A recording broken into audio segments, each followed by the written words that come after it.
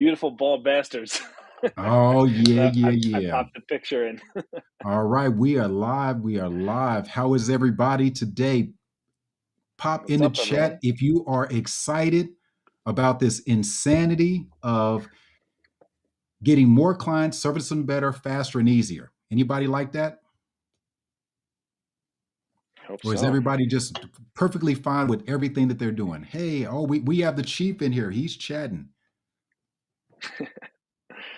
Big Daddy Kev in the house. All right. All right. So we'll give everybody a little bit of time to get in. We know everybody's not on time. That's this crazy thing about freelancers and people who work for themselves and they set their own schedule. So we want to make sure that everybody gets in here. We'll give them a couple minutes to get in. Everybody tell where you're from. I saw a couple people already starting to tell where they're from. We have Canada in the house, Colombia, South America, Diego. So you know that we're live. This is not a pre-recorded thing. We are live. You put in, we will actually acknowledge you. Let's go, bros. We got any New Jersey people? Am I the only one? Usually the Costa only one. Rica in the house, Arizona, Ithaca, New York, Western Canada. That's a big place. OKC, Mr. Greg's in the house. Philly, Long Beach, Dayton, Ohio. We have them from everywhere. Charlotte, Ukraine, OMG. San Diego, Central PA, Detroit. Wow. We got them from everywhere, man. I think everybody's excited to hear from you and understand what you are doing. They know you're the master of all this stuff. Wisconsin, wait a second, I got it. Wisconsin, Nigeria in the house, New Jersey. Oh, we got some New Jersey in here for you, man. Some former New LA. Jerseys, yeah. Sweet. All right. Pakistan. Oh my goodness, we have them from everywhere. Now, having them from everywhere means that people really understand how powerful this is going to be. As we let the few more people start to come into the live stream, hey, Chicago, how about everybody who's here share the one thing you want to know, the one thing you want either Chris or I to answer on this live stream? Say one thing, say, I want to know, and whatever that one thing is that you want to know.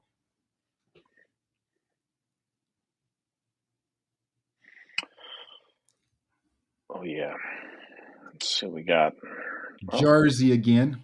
New What did Jersey. you do, man? Did you put out flyers? I did. I put them all around the state. Did you? Okay. Toronto, Fellow malls are joining UK, from the UK. Nice. Texas. I Oh, there's a love good that. I one. want to know when to drop my steady job and go full on this.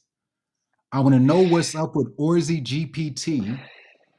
I want to know how to build a team for my online brand. Hey, hold that question. There's something there. How to be more productive. How to start from ground zero.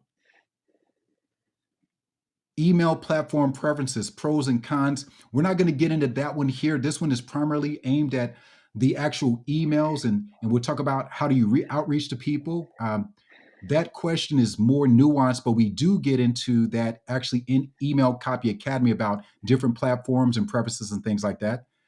Where all the clients are, that's a good one. How to build a team, best way to set up a welcome sequence. Ooh, there's definitely a lot of good in that in it, Chris. How to use Oh yeah. ChatGPT to make my writing work easier. And you may not be happy with what I tell you, Bonnie. How to craft the perfect post purchase, upsell, cross sell, write insane next level emails. I think you are with the right people. Chris is all about that insane next level email game. How to use AI to write publishable content. That is not where we're really going on this one. This one is primarily focused on email. We have some other things that we'll talk about on the content side of things, Craig. But this one is an email, email, email, because that is the number one thing we're asked for the most. What's next for email? Barbara, we got you.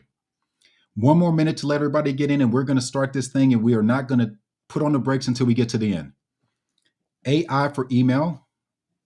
Avoid getting devoured by AI. We got you there. There's no question that's what we're here for.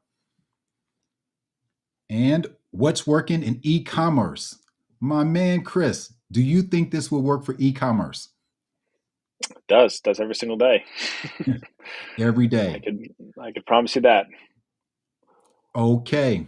It is 5 after. It is time for us to get this thing rocking. So to start off, I want to make sure that everybody knows they're in the right place. This is the place to be if you want to know how to get more clients, service them better, faster, and easier using AI to empower you, but not to replace you. It's extremely important we go into that point. What we're doing is we are showing copywriters, marketers, and small business owners how they can use AI to empower them, but not to just totally get rid of them, because we're going to actually go into some of the flaws and some of the things that AI does. On this, then everybody came here and they got some very specific things that we told you we're going to go over. And we're going to make sure we hit all these points. How to double your copywriting clients, how to cut your writing time in half, how to use proven to work email frameworks from the master himself, Chris O. And we're going to share with you what's the next big thing in email copywriting. So my name is Rob Tillman, and I have Chris Orzakowski here with us, and we are going to go over all those things. I'll start off by sharing with you a little bit about what we're talking about and who I am and why you should listen to me.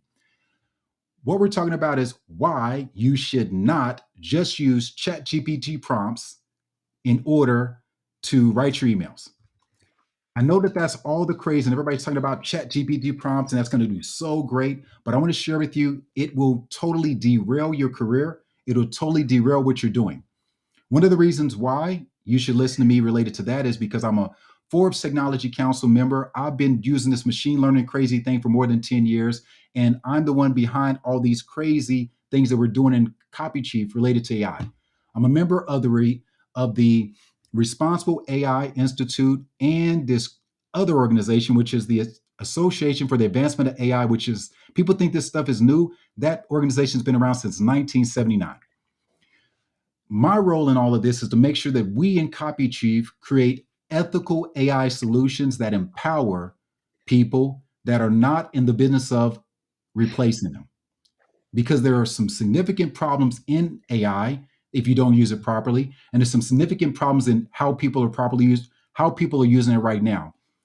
If you just started off and you just throw a prompt into AI like ChatGPT and you say, write me this email that does this thing.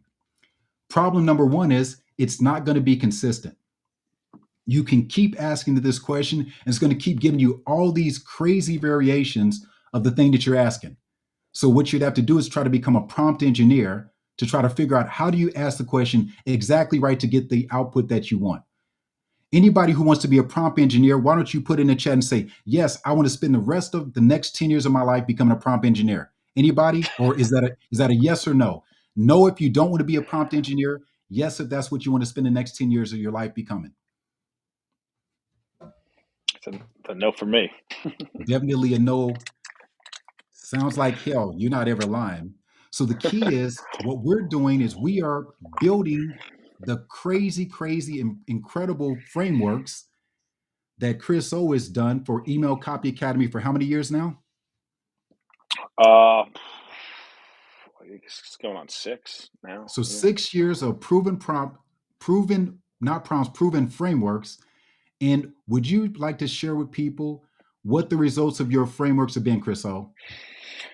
Yeah. So, I this is like my 10th year in business, but when I started writing for clients, I noticed I was always doing the same thing like over and over and over again. But this is across multiple different industries, everything from digital publishing and courses and coaching, high level masterminds, all the way to all different kinds of physical products, some SaaS, some brick and mortar, some B2B stuff. And I realized that like every single time I sat down and do a project, like I didn't like turn away opportunities because some people they're very much like, oh well, I'm a this kind of copywriter and I can't do it for this. I realized that it was all the same thing, like selling an email, right? Um, so what I essentially did was back in 2018, I sat down and I actually pulled out painstakingly like all of the methods and systems that I was using over and over and over again. I was looking back through my copy, comparing emails and be like, oh yeah, these emails are all kind of the same because they're all, this type or that type or whatever. And I kind of systematized that. And that is like the core system behind Email Copy Academy. all the frameworks, all of the techniques, all of the strategies that I use to not only like find ideas, generate them from the research that I do, but then also put them into frameworks that are adaptable for any industry and any niche. It's still the same stuff I do every single day of my life today, working with clients in all different spaces. I have a really simple question for you, Chris. So the simple question is, why are your email frameworks better than anybody else's? Um, you know, because I wrote them. No, I'm just kidding. Um, because what I want to do is make something that was adaptable. And a lot of times you'll go on social media, or people are putting content out there, or you'll take a course and it's like everything is like very context dependent. It's like it'll only work for this type of product and this type of funnel and these few slivers of of the greater business world. It's always like, oh, I have this crazy sequence that works for coaches who want to sell coaching to coaches who want to coach coaches on coaching to sell coaching programs, right? And it's like, cool, okay, you have this one like tricky little funnel that works, right? And like, there's a lot of that stuff, but that's not how I really cut my teeth. I cut my teeth working with, like I said, every single type of product under the sun. I mean, I've written for the menopause market. I've written for regenerative agriculture. I've written for crocheting. Like one of my early clients was a crochet brand. Like I've applied these concepts in every single market imaginable, and they work universally. So I think that's why they work so well, is because of that adaptability and flexibility. It's not necessarily about like, oh, I know I'm a one trick pony. It's like I'm an infinite number of trick pony, if that's for lack of a better analogy. I don't know. Well, and that makes a lot of sense. And it actually makes a lot of sense in the context of why you have not one, but you have 14 email formulas. And it's not just 14 email formulas, but one of the things that you really stress is understanding clients. And you talk about how that you don't just take them through one journey, that you have them at different parts of the customer journey, where they have to know you, they have to like you, they have to trust you. So it's not just the 14 formulas, but your 14 formulas are also based upon where they are, right? Yeah, what happens is like when you go out into the world as an email copywriter, email marketer, you're going to be working, like I said, you don't know what the future is going to hold. Like you don't know, like you might have an inclination like, oh, I feel really good about these type of products or these industries or these verticals or whatever it is. And that's cool. Maybe you do actually stay in that lane for the rest of your career. Most people I know like to kind of meander. Like I meandered. I said I like a little variety. I like seeing what's out there. I like, trying out certain types of clients, certain types of products and seeing, do I want to double down on this or explore something else? So um, those different businesses, obviously different style of products, different price points, different sales cycles. So there's always going to be, like I was on a call today with someone who works with a very large brand, multiple eight-figure brand, and they are, advertising on native ad networks and, spending seven figures a month on ads that way to build their list. And so like that strategy is very different than the client I had a call with an hour right after that, which was a small retail with an e-commerce operation that was mostly regional, selling way different products. One was low AOV products, one was high AOV. So like these are all different types of scenarios where there's different sophistication levels and there's different awareness levels of where those prospects are in their buying journey when they come into contact with the brand, right? Mhm. So I realize like you need to be able to adapt everything accordingly, and you need to know when to scale things up the awareness level, or scale them down the awareness level, and things kind of need to be written. Like obviously, like if you're talking with a if if you've ever done like face-to-face sales and you're I always imagine like whenever we go to BJ's, there's always like the one guy over at the stand and he's like, hey, have you thought about like changing your cell phone plan? It's like, no, leave me alone. Like very low awareness level, like I'm not even thinking about that, right? So that guy has a really tall mountain to climb in order to make me aware of the problem and educate me, make me aware of the solutions and everything else, versus like me going into another store because I'm looking for a specific item and then I'm just comparison shopping. Those are way different awareness levels. And the same thing happens online, because depending on the client's business that you're working with, they're going to be entering the market at a different place to meet their customers where they're at in the buying journey. So these are things that you kind of have to understand if you want to be really effective and not just write like one-dimensional copy for your clients. Now you talk about that one-dimensional copy, and there's something that you've talked about a lot. I've heard you talk a lot about that, and even when we sit down and have conversations, and one of the things you do is you unpack a lot, but there's just so much in that brain of yours. And that's part of the problem. One of the problems that people have is you've done this for so long, and they know that there's a gap between where you are being in the game for 10 years and where they are, like the person who said, how do I get started in this game? And that's actually one of the reasons why you started Email Copy Academy, right? It's because you want to make sure that people had the ability to leap forward and actually get started in doing email copy, right? Hmm. Yeah, I mean, it's hard in the beginning because like you don't have the experience and the confidence in yourself, and you just don't have like the depth of knowledge. I almost equate it to like if you like lift weights, right? Like the first time you lift weights, like even if there's might be someone else in the gym who's like the same height and body weight as you, but they were lifting 2 to 3 times as much because they've just developed their skills to the point like, the day one in the gym for you is going to look a lot different than day 1,000 for that person, right? And the same thing is true with writing. Like you start to real like the frameworks that are out there that work really, really well. Like you could obviously like learn them yourself, or you could sit at the computer. Like I talk to people all the time. They're like, yeah, I'm writing an email for a client, or I'm working on this project and it's taking me like 4 hours to write this email. I'm like, what the hell are you doing for 4 hours? You know what I mean? Like this is a short form piece of copy. This is not like some, you Well, know, but um, but for them, then it's 4 hours because they literally start with a blank page. They start with all of these frameworks that people have taught them. They went through all these different classes. They they have so many ideas in their head, and it's sometimes just really hard to know where to start. Right? That's what yeah. I've found is it's so hard to know where to start. So they just start throwing stuff at a piece of paper and wondering what's going to stick. A lot of times too, I mean, at least for me, when I was starting out, what I felt like, in addition to that, I would also feel like I put a lot of pressure on myself because I was like when you're in school, right? You take like a multiple choice test, Mhm. and it's like there's only one right answer. It's like one of these four, right? And you're concerned the whole time when you're writing about like, is the email that I wrote the one right answer? But the truth is, there's not necessarily always one right answer. There might be 10 right answers in order to solve the problem of like getting the conversion for the client within that particular sequence that you're writing.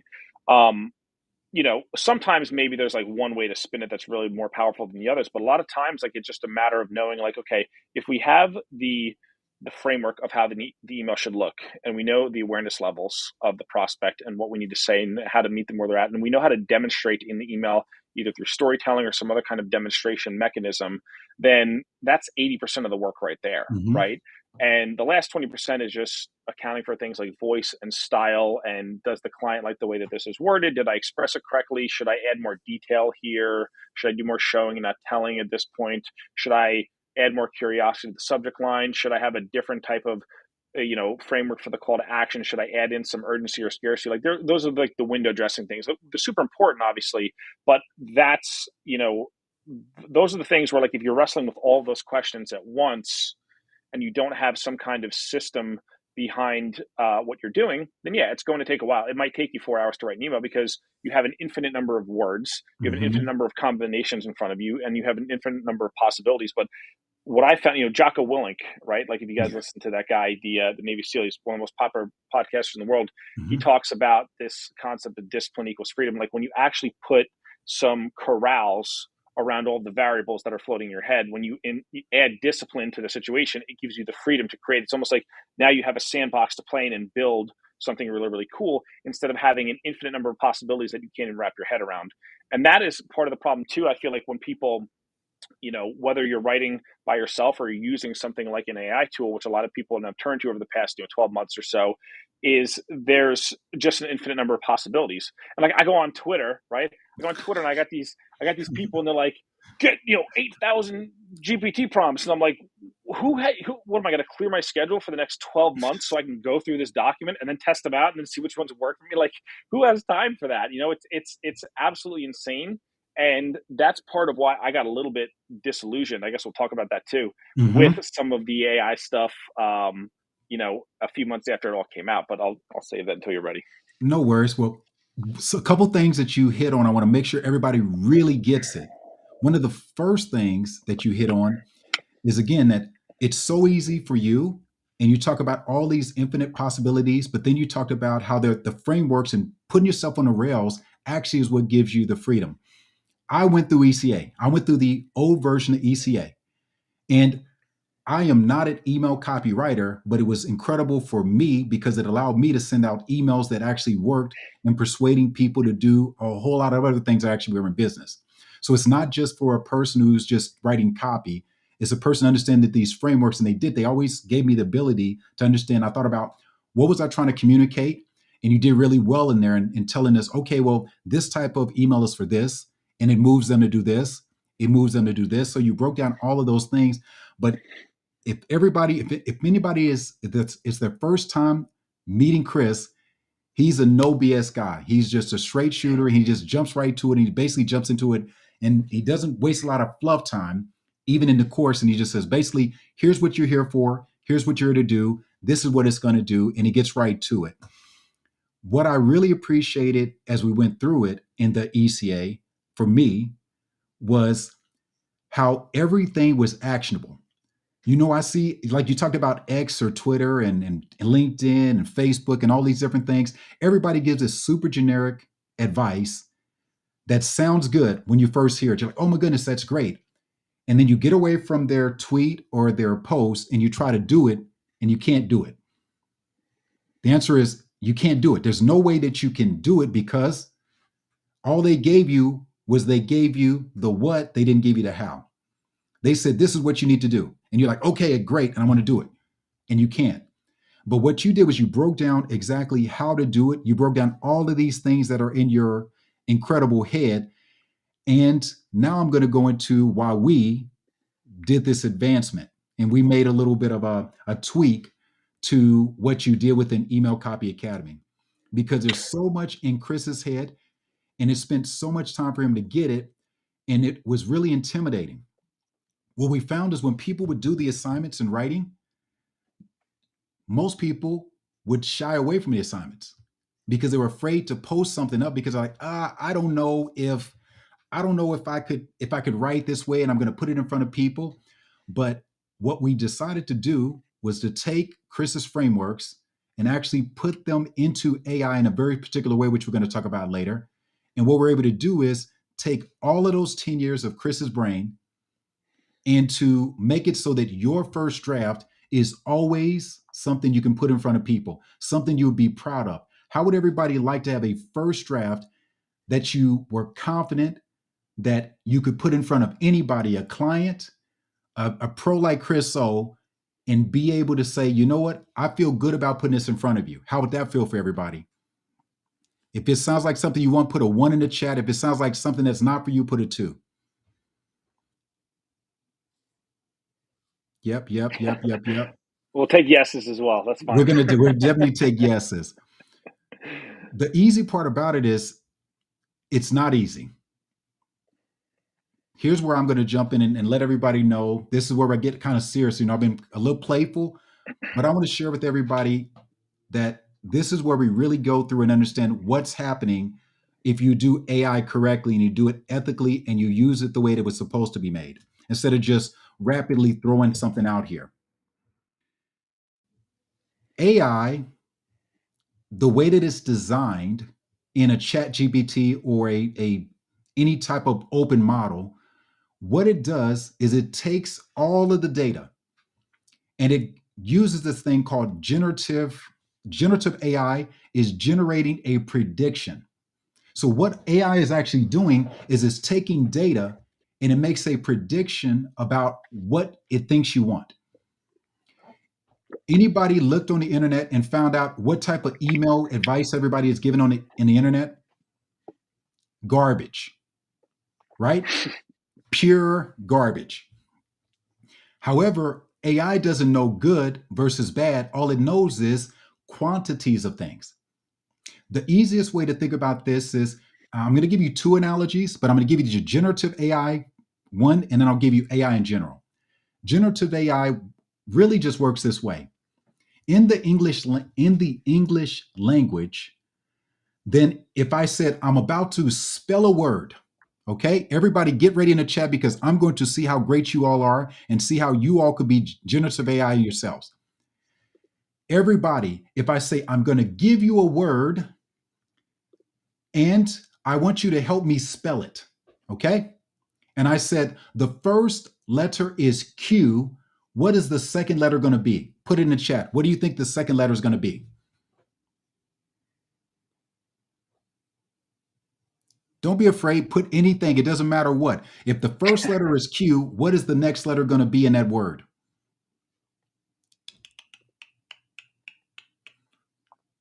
OMG, we have ChatGPT rocking in here because that's all that ChatGPT does is it takes what is the most logical next letter and it gives it to you. And the reason why we know that's the most logical letter is because that's what we keep on using. Get it? What we keep on using. So here's the problem with normal ChatGPT. If it has a big database of emails and most of them are garbage, what does it think it's going to give you? It's going to give you garbage. So, as Chris was talking about putting this thing on the rails, what we did was we designed a system that only uses Chris's frameworks, the 14 different frameworks in the 3 different verticals of awareness. And we forced it to not go off the rails. And we say, this is how you write a good email that is going to be worthy of putting in front of clients, that is going to take away your blank page and is going to allow you to do exactly what you want to do, which is quickly service your clients. And if you can quickly service your clients, it means you could probably open up a little bit of time in your schedule to get more clients. What do you think, Chris? Yeah, 100%. I mean, I just want to tell a quick story. Like when I kind of went through this little bit of like a roller coaster with the whole AI stuff back, I think it was December 10th was the day, if I remember correctly, that everything like broke in the news. Obviously, it'd been around for a while, but that was when it really started like catching on like wildfire and went viral. So I filmed a video real quick with my thoughts and posted on December 12th, and that video got 20 something thousand impressions like really fast.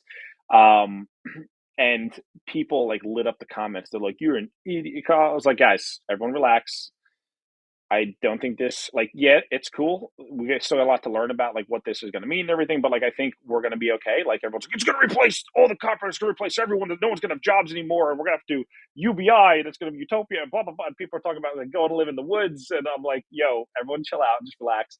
And people like lit up the comment section. They're like, "You're an idiot. You know what you're talking about, bro. You're gonna be out of a job in 6 months." Blah blah blah blah blah. Well, it's October 19th. It's almost been 12 months, still going strong.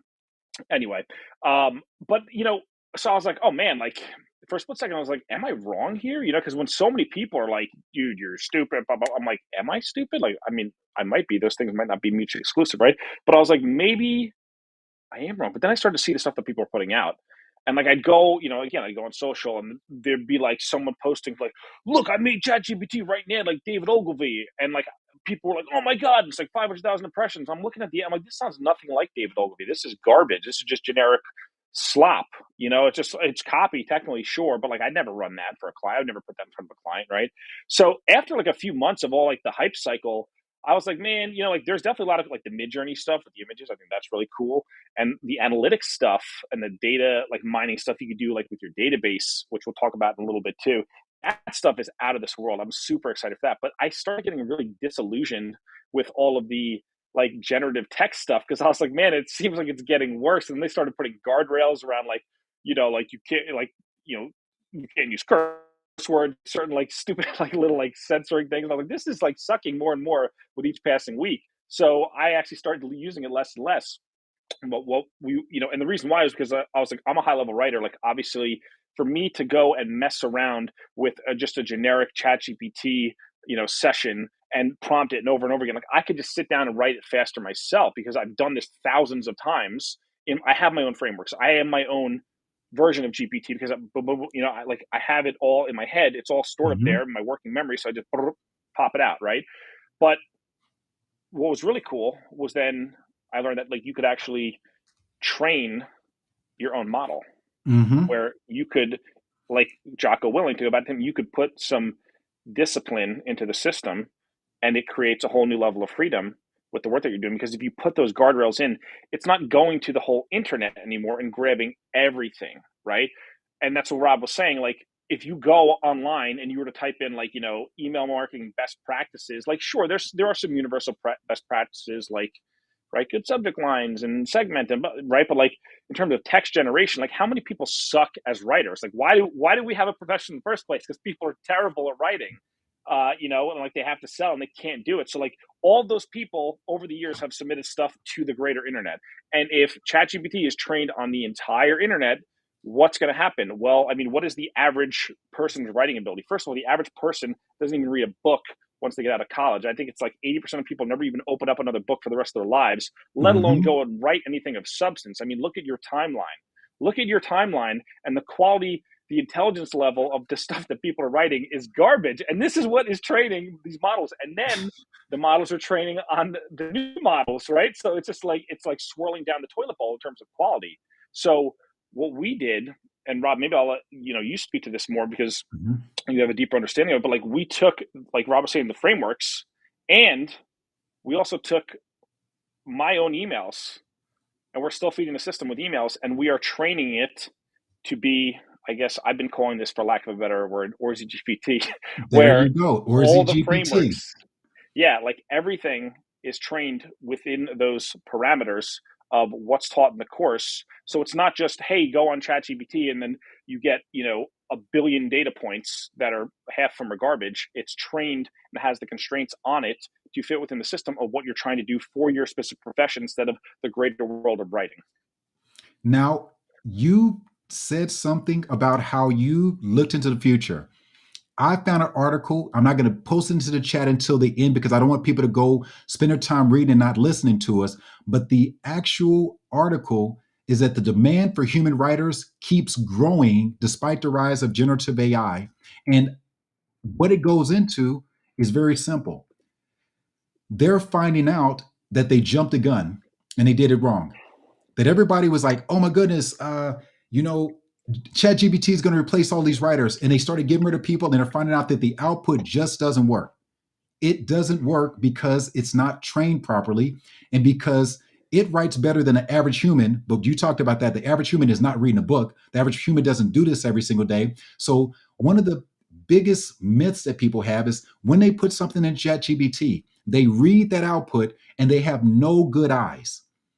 What I mean by no good eyes is they don't know what good or bad is. It's just better than what they could do on their own because they haven't been trained to do this stuff like you. They haven't been trained to do this like our secret mystery judge who's actually going to come into the play next week with the challenge that we're going to introduce. But the whole key of it is the person doesn't know what they're looking for. So, how many of you all would love to know what to be looking for? And that's actually what you're teaching them in ECA. You're teaching them what to look for. But instead of, in this new version, instead of just teaching them what to look for and spending so much of their time trying to learn how to do it, now they really get to fine tune it, right? They get to take your framework, get it 80% right, then they add their copywriting DNA or what they've learned about the client or those little bitty tweaks. So they spend less time trying to figure out how to write. They spend more time just adding these small tweaks that are what the human needs to do, right? The human is the one who asks. I see somebody who talked about storytelling, and the human is the one who puts the story into that email. ChatGPT doesn't know the story of the owner. They don't know the story of the product. They don't know all the things that make it unique. So it'll make up crazy things to just fill up space unless that person knows it, right? Mm-hmm. Yeah, I mean, I use this stuff every day because what I do now is like I've kind of gotten to the point where I do like a lot of fractional CMO work, and but I still write emails all the time. I mean, I'm writing copy every day. We're running ad campaigns, we're doing email campaigns, we're doing product page copy, all different types of copy, and like I'll use AI tools sometimes, and it's not because I'm like, oh, I don't know how to write. I forgot. Like, it's not what it's about, right? It's like I view this as like, people used to have a clay tablet back in ancient times, and then we moved to like paper, papyrus, right? And then we moved to pencils and pens, and then there were typewriters and there were word processors, right? And now AI is like a word processor on steroids. But again, like everyone's putting in the chat like garbage in, garbage out, 100%. And what I would say even further is like just because like someone can like an AI tool can write something, you still need to have the judgment to say like this is what we're going to run, because at the end of the day, a human's got to make the decision like this is what we're going with, like this is the angle, you know.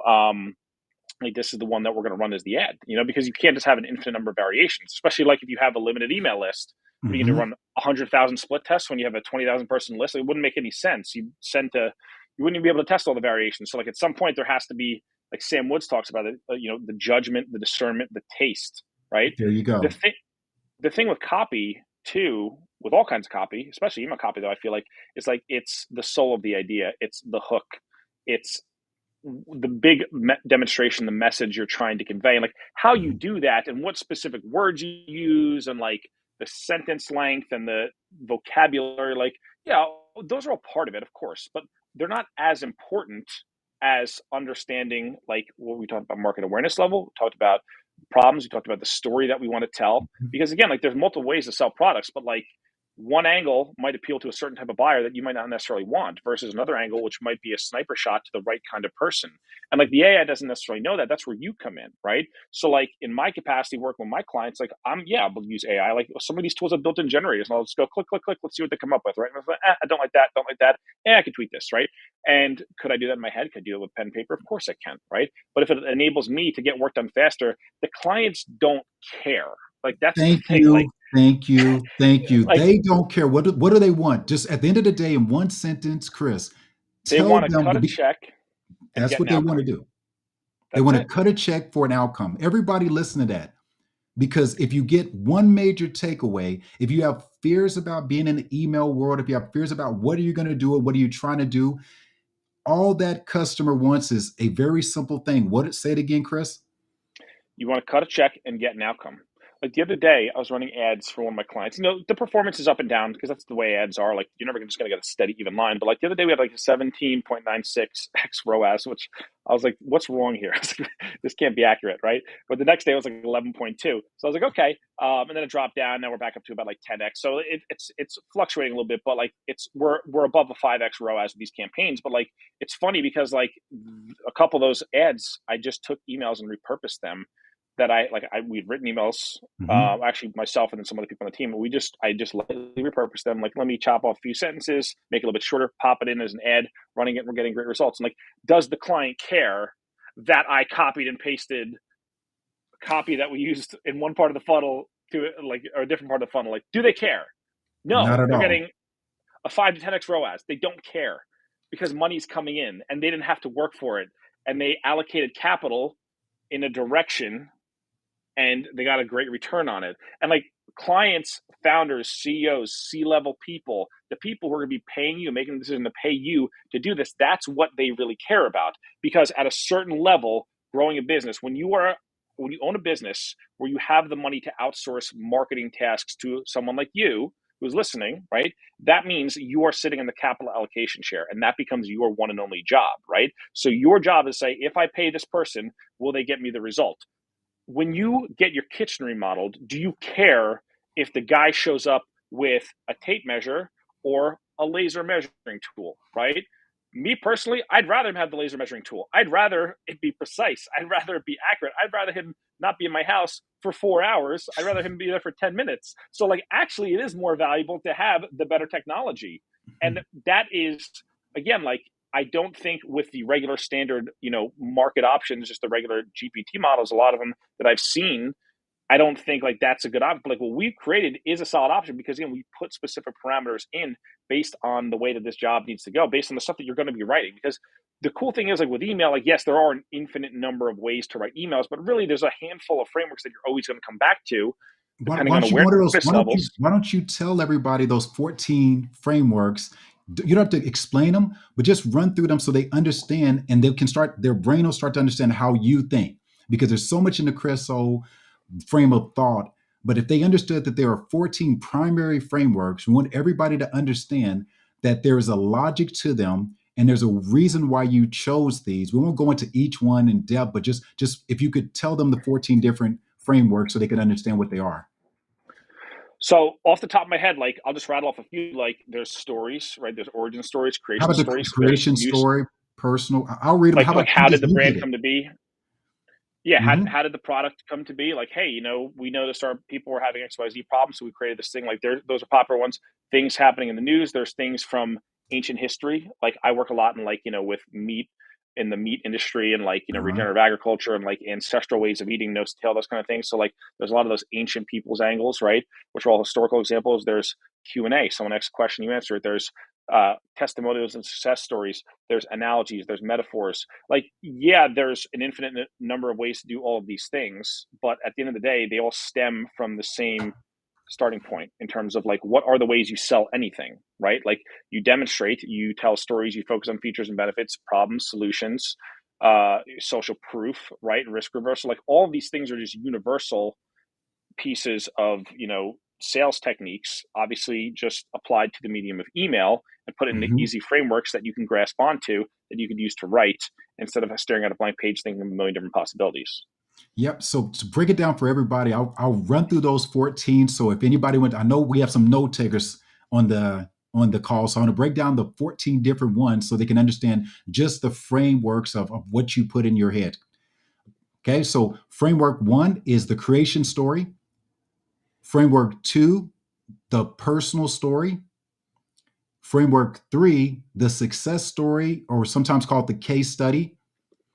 We have framework four, which is the cautionary tale, and that's one I actually love a whole lot because uh, me personally, a lot of times that's the thing that captures so many people's attentions is when they say, "Wait a second, I don't want to make a mistake." Framework five is the news story. Six is the one that you do a whole lot, and I see this all across your LinkedIn and following you. You use that historical story a lot. You love to go back and with your company, 100-year brand. Then again, it kind of shows the context of how you look at the world. So I really love that. We have the metaphor or the kind of like. We have number eight, which is the Q&A, which is really good when we get further down into the knowledge base where they don't know you, they like or like they're past knowing you, they're past liking you, and they're trusting you, and they're really trying to make a decision at that point. So the Q&A is really great for just overcoming those last objections. We have the belief shifter, myth buster as number nine. Number 10 is the X ways to do Y. Number 11 is the testimonial, which is really powerful, especially if you have good testimonials and people go into details about your product. Number 12 is a suspiciously personal one. And I'm going to actually ask you about that one because I got really interesting results from that. Number 13, the straight pitch. And we know that is when you have an audience who you know, an audience who likes you, an audience who trusts you. You don't waste any time trying to be fluffy and all this, right? And you just go straight and you say, this is what it is, and this is how you get it. And I really love that one. And then we have the one that's most common to everybody, which is the problem solution, where they understand it as a problem and you're pitching a solution. And that's why we put that 14th, because we want people to really play with everything else before it. And talk about that number 12, because before you and going through ECA, I never thought about that suspiciously personal one, number 12. Tell everybody a little bit about just that one. Yeah, I mean, it was really inspired by Dean Jackson's, approach of the 9-word email, but like, there's so much more than just the reactivation one of like, are you still interested in X, Y, Z? That one works great, but I just tried to see, can we iterate on this? And like, there's a lot of opportunities to write an email that looks like it's actually coming from a person rather than a big giant, broadcast to the entire list. Because like we've seen, like you get emails all the time. You'll get one from like Polo Ralph Lauren, and there'll be like three models with like the jackets and the shirt, and like cool, you're trying to sell me something, right? But like then if you get an email from like some head of marketing over there, and it looks like a plain texting, you're like, whoa, what is this, right? And if it's like three sentences long, you're like, what? It might still be a broadcast, it might be an automation, but like it stops you in your tracks and gets you to sit up and pay attention. And there's a lot of ways, like I'll do this when asking for testimonials and it'll be a broadcast. Or I'll do this when I'm asking for feedback, or if I'm trying to segment, or if I'm trying to come up with a new offer, or even do like an invitation for a special program that's like a private thing. And we're like, hey, I'm getting this new group together for XYZ, blah, blah, blah. Like, so it's emails that look like, really look like they're coming from a person. Like they beg for a response, or that's not, they're asking for a response, like, and it's Mhm. like you feel compelled as the reader to be like, I have to respond back because it looks like this person emailed me. And even though it might be like a marketing thing, like I'm still curious in having this dialogue, and you're kind of curious about like what happens if I reply back, like will they answer back? And then usually those things turn into inside sales situations, which is nice, and it's easy to sell that way. So they just open up, and Kevin talks about this all the time. Like, what is I forgot how he says. He says, the greatest asset or the greatest thing you can have is a dialogue with your audience, and that opens up a dialogue with. And I've done this time and time again. And sometimes you'll have people on your list who like you won't recognize the email, but then they'll respond back. You'll be like, wow, that's like a super important person in our industry. I had no idea they were even reading our emails, or even that they knew that I existed. Like, wow, they're on my list and they answer back, and now we're in a conversation. It's like crazy because some people, within any greater email list, there are Mhm. pockets of people who will behave certain ways. There's hyper clickers, there's people who read and open to click on every single thing, right? People will never talk to you about the buy your stuff. There's people who will never buy all your stuff, but then you offer something that's 10 times the price and they'll jump on it immediately, even if they've been on your list for 2 years, never done anything else. So there's all different types of people within the greater Mhm. email list, within those different segments, I guess. Now, just briefly, there's something that I don't think people fully realize that's so important in the way that we built the new AI tools for your ECA course, and that if people were in that, then they would get access to all of those frameworks, and they'd also get access to them in 3 different ways. Tell them why it's so important and what's the biggest difference between all of the things that you've seen, especially even in Chat GPT and all these other things that everybody else is building, versus how this is built, where you really force the person to make a decision about whether they're at the know, like, or trust. Why does that matter so much? It matters because like you want to make sure you have that awareness level match. Otherwise, it's going to feel off to the reader. Like if you're like the awareness. I look at it like the tumblers in a Okay. lock, right? And like if there's one tumbler or two tumblers that are out of place when you try to slide the key in and turn it, like the lock's not going to open, right? So like, if the Mhm. awareness is off, if the pain points are off, if the objections are off, it's like they might be interested, but they'll be like, it's not for me, or maybe I'll think about this later. Like when you have all the tumblers in line, then you could turn the lock and open up the door, and that is what leads to the conversion. So like all these things go into place. It's what I really love about the tool that we built layered within ECA is that not only does it help you with the generation itself, but it also helps you think through, okay, like not just, oh cool, I watched the video and I learned some formulas and hopefully I'll remember them. Mhm. It's like you need a line of questioning, because that's everything in my business is a line of questioning. Like when I Mhm. consult, specific questions I ask, and I look at the answers and it gives me the right answer forward. When I talk with a client on the phone, and this is actually in the course, specific questions I ask on the sales call. When I'm doing market research, specific questions I ask. When I'm sitting down to write, okay, what is the lead?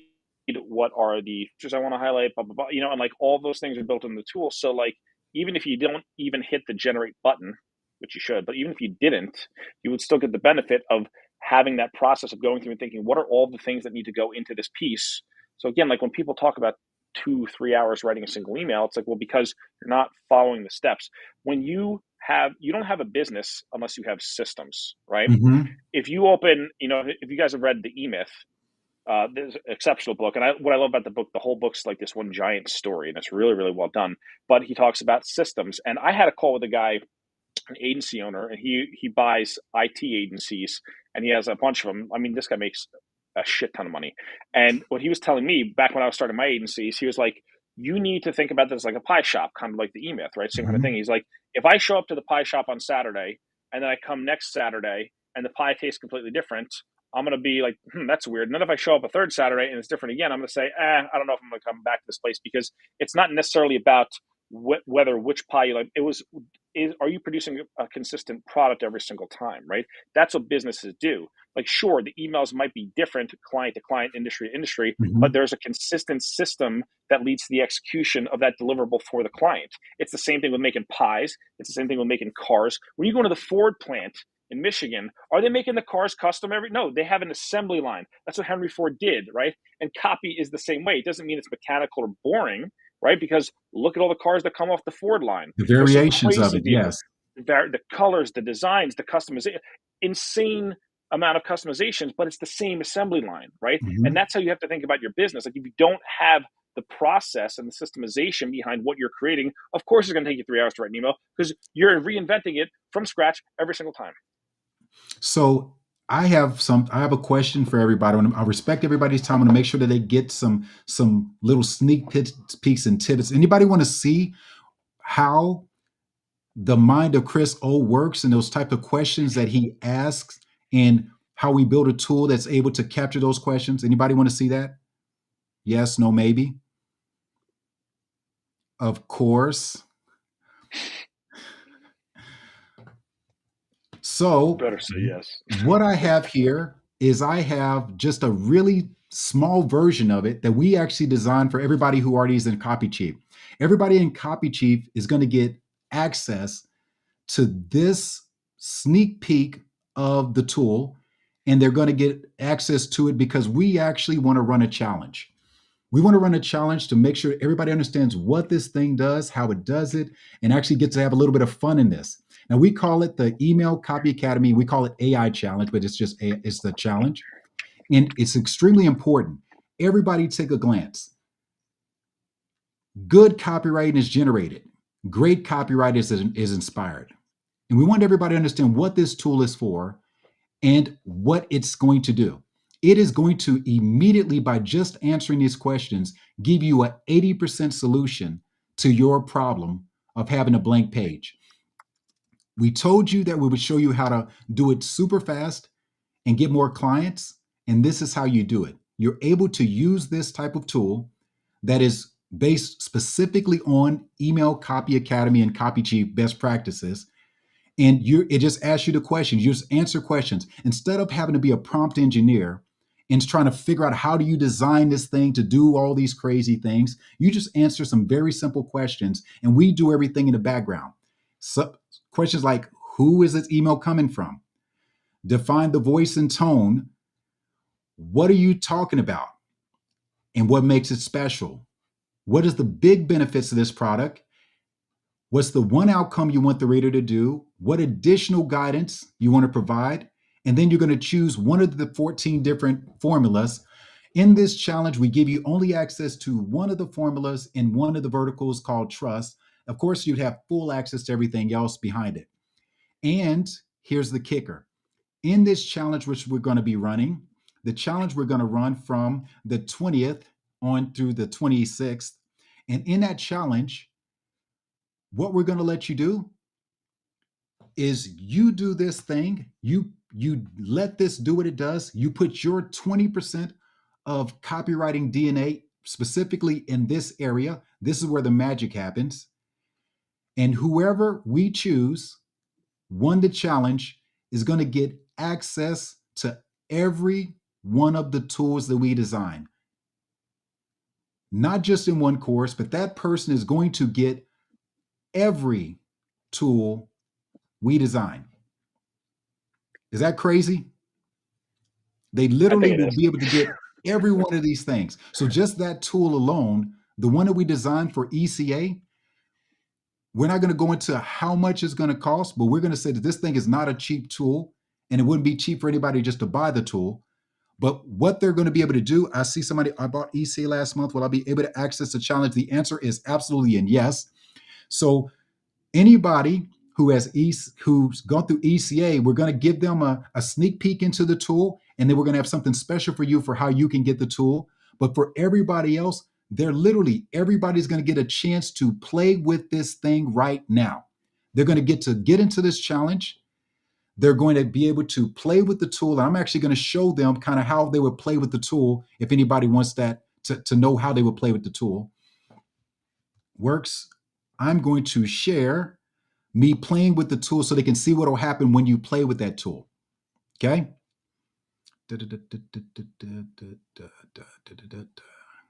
All right.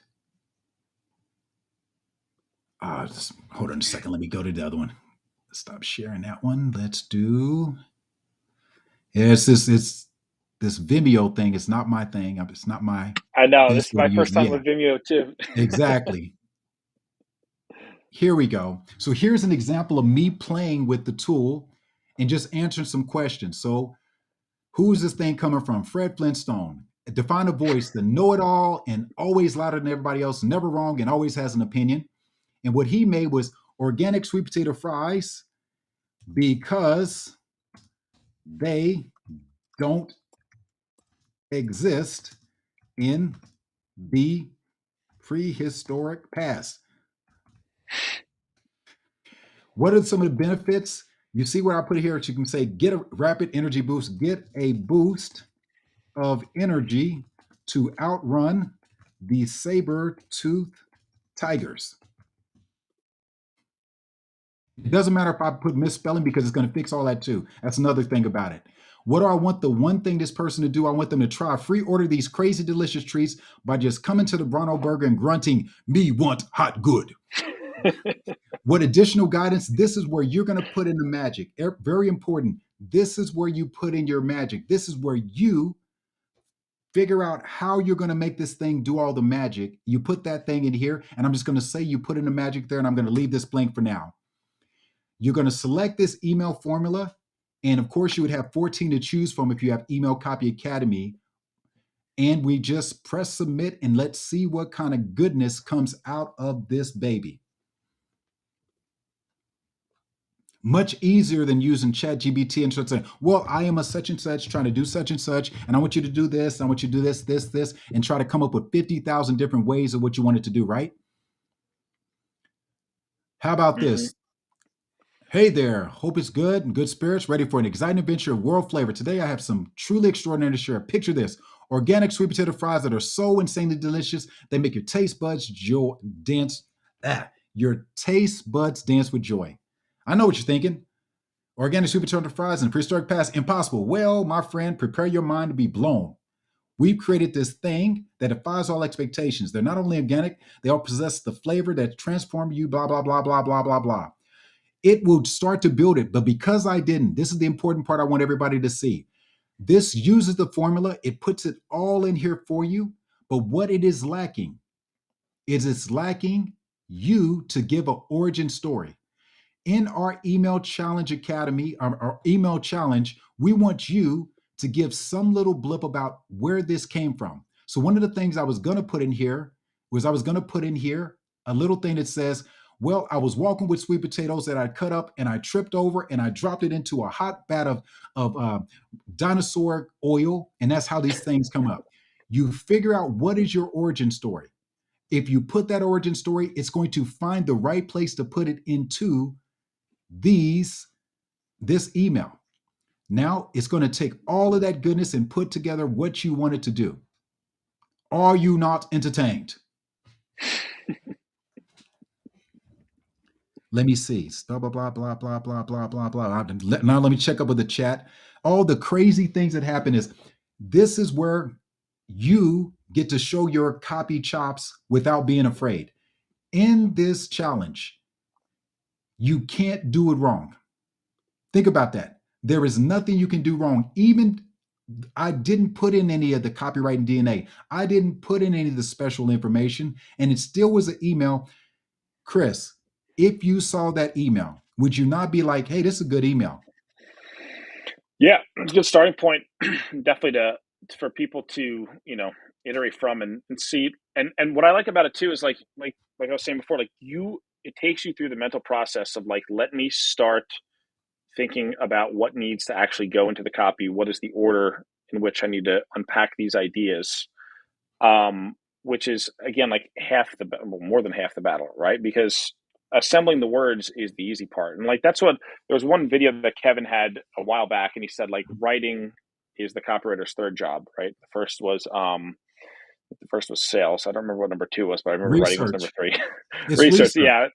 Yeah, that was the other one. So again, what we want you to do with this, guys, is try it out. Obviously, what you put into it, the magic that you bring to it, the ideas that you bring to it is going to spit out better variations, right?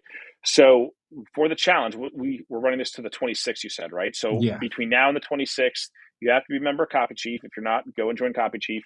Once you're in, you can access the tool, use it, take as much time as you need, just make sure it's submitted by the 26th, and then we are going to review it and then award the winner, announce the winner, whoever that person is, and then they are going to win access to this tool and the other tools that you guys are developing. All of the tools that we have now and all the ones that we will be developing in the future. And let me just share with everybody what those tools are that they will get in Email Copy Academy. They will get the AI blank page for no stage with all the 14 different variations. the AI for like stage, the 14 different variations, the trust stage 14. And they're also going to give, because part of your email copy academy is not just about how to write emails, but how do you become an email copywriter?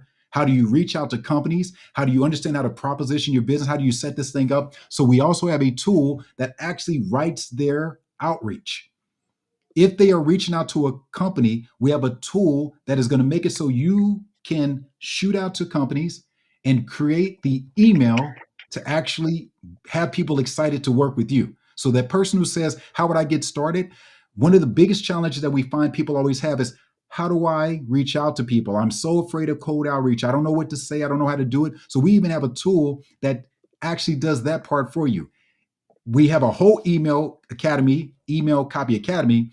Why not have email copy academy plus the first step that you need to make money with it, which is how do you reach out to clients and how do you have that email that's going to capture their attention to talk to you? Are you not entertained? Right? I think they are. Sweet, sweet, sweet. So here's the key. Very simple. We're making this thing available so everybody gets to play with it, gets to get their joy of it. And I'm going to make sure that the rules are very, very clear. You must use the tool to develop your email. You must add your copywriting DNA into this thing. You must have it submitted by the 26th so we have time to look at it and judge it. Those are the primary keys. There are going to be a few little bit of the tweaks, but they'll all be on the challenge page, so you'll be able to read them there, so you don't have to worry about it. But those are the 3 simple things you have to do. I love it, Mary. I am entertained. That's right. So crazy, right? Just get in there, have fun with it, understand it. And the one thing I wanted to leave everybody with, I'm respecting everybody's time. I don't want to go too much longer about it, but there's one thing I really have to share, because as they use the tool, they're going to have one question that's going to constantly keep coming up. They're going to say, well, why can't I just keep doing like ChatGPT and regenerate and regenerate and regenerate? Why must I do this over and over again, starting from scratch? And the answer is, you don't have to start from scratch. I tell everybody, one of the things that you would do if you were a Chris O and you were a working copywriter in this world is you have a spec sheet for your customer. You would have these questions answered and you would put together a spec sheet for your customer so you know what customers you're working with. One of the things we talk about is how you work with more clients and get better and faster. I work with freelancers before who don't have systems and who don't understand how to manage different clients. If you're managing different clients, you need a file for them. You need all of that information about that client. And we're actually starting you on that path right now. We're not going to let you just randomly throw something in here and just keep hitting the button. And that's not how you should do it anyway. You have a sheet for your customer that answers these questions. And you're going to try different variations within the different types of frameworks that we would give you. And you're going to find out what is your key of how you use these things best. The other thing that's been a question, and this is a smaller question that comes up, but they say, hey, you know what? If I put in the same information multiple times, it doesn't vary a lot. It seems to hold it really tight.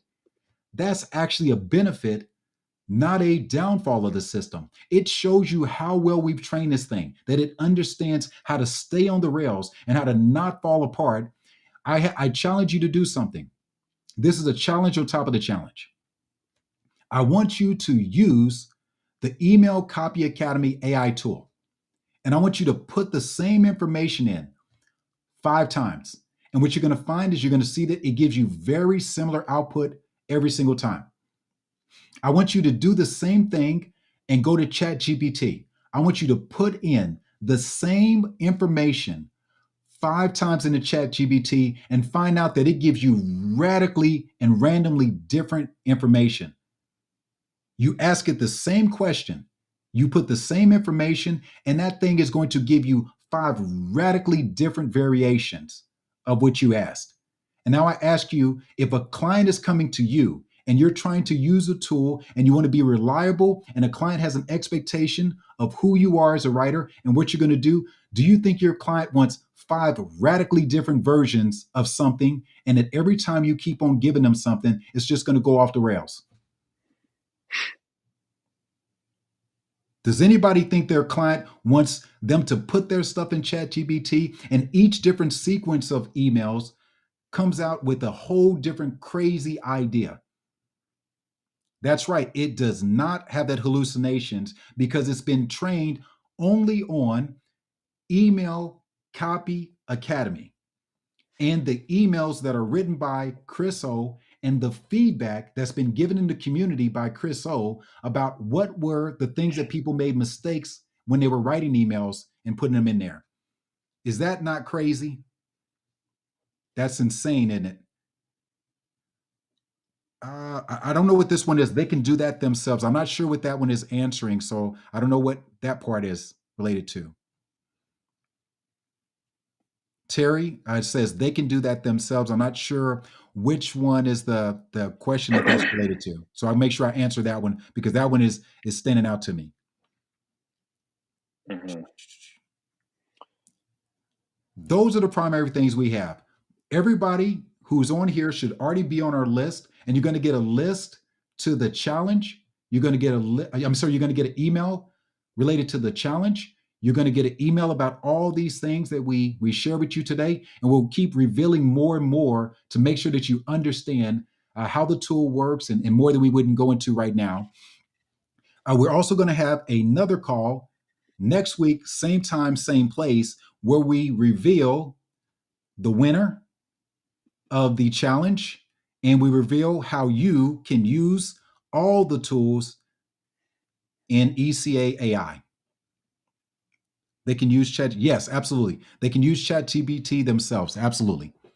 And I actually do. I challenge you to try it 5 times and to try ECA email 5 times and see which one you're going to feel more confident about using over and over again. Okay. Oh, yeah. The link to the article. Thank you for that reminder. Let me get the link to the article.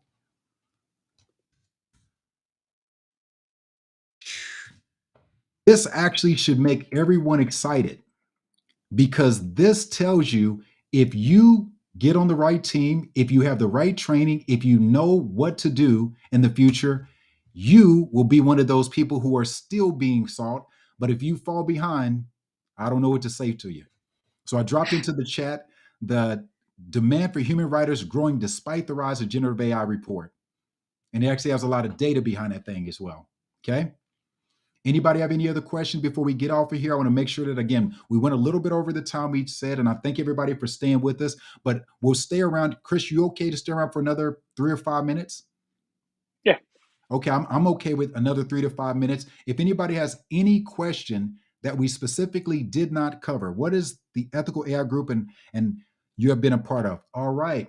So the Responsible AI Institute, let me just share with you that too.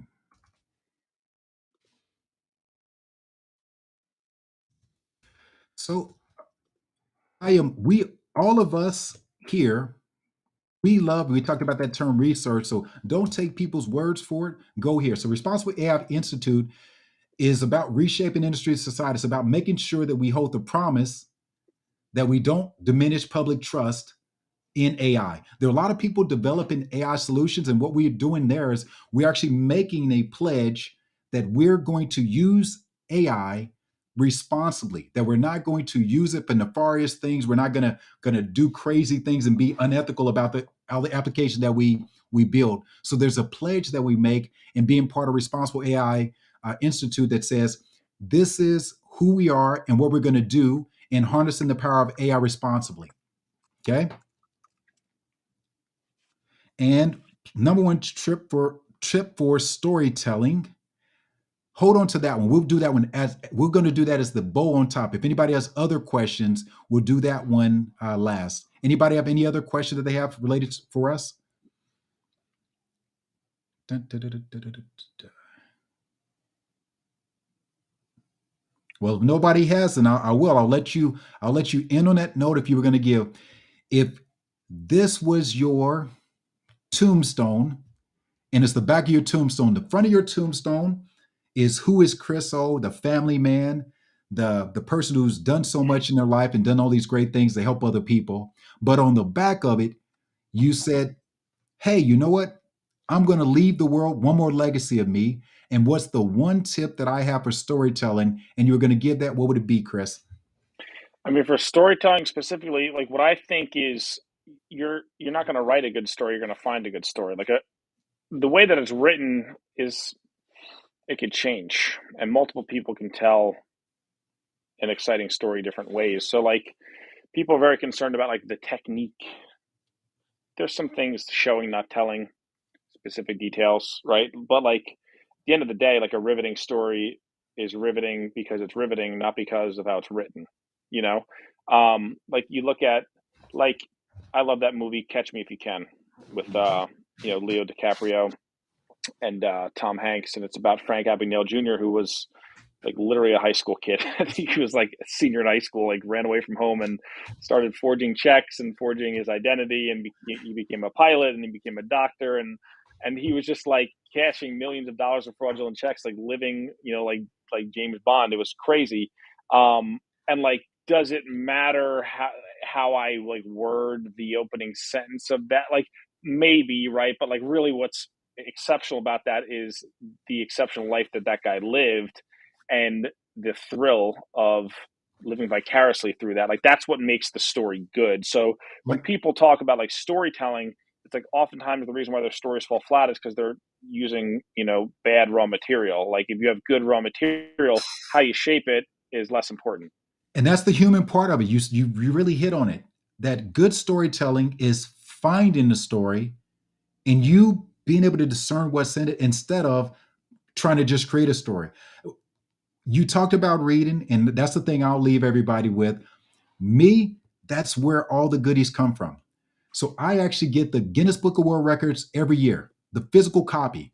And you know why? Because there's great stories in there. I have a whole entire library full of books with crazy facts, crazy stories from around the world. I'm always reading something to try to figure out a great, crazy angle. Literally, I just picked up this book on a trip I was on, The 12 World Teachers. And what it does is it summarizes all the different people: Zoroaster, Jesus, Orpheus, Hermes, uh, Muhammad, Pazmir, every single person, because what they're doing is they all have a story. Always find a story. You're not meant to be happy, so stop trying. You find everyone else's story and you pick out that very interesting part. And that interesting part is what you put just a little bit into your emails. And that's all the gold, right? Mm-hmm. So 100%. with that, I think we're about to wrap this thing up. We'll let Lola pop in here if she wants to. Is any guiding thoughts that we may have missed before we do this? And she also has all the guiding information about when the replay will be up and things like that.